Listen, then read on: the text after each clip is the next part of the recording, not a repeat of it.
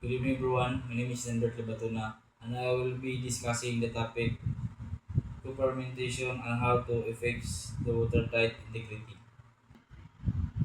Today, atong i-discuss ang fermentation and unsa maka-effect sa watertight integrity. Pero ang first atong i-discuss unsa ang fermentation. Ang fermentation mao ang pagbahin-bahin sa barko dito sa gamay nga watertight ferments gamit ang buckets or pader sa sulod sa barko ug alpex. It means kung naay parte ang barko nga mabuslot, dili dayon maapil ang sulod. Ang tubig nga tibuok barko ang malimit ra siya sa usa ka compartment. Unsa niya ang pag-epekto sa watertight integrity?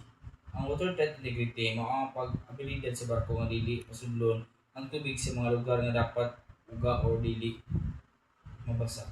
Mao kini ang mga epekto sa watertight integrity. Number 1, makapugong sa pagbaha kung naay damage, usa ka compartment ang mapuno sa tubig dili dali makatag ang tubig.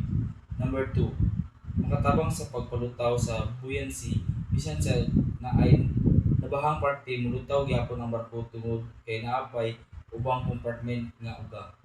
Number 3, makatabang sa stability nga makontrolado ang pagsulod sa tubig dili dayon mo matumba o mo titit ang barko. Number 4, matagad sa oras ang crew, naay oras ang crew para mo aksyon, bombs, repair o evacuate. Importante ang butang para ma-maintain ang watertight integrity. Siradaan pirmi ang watertight doors kung kinahanglan.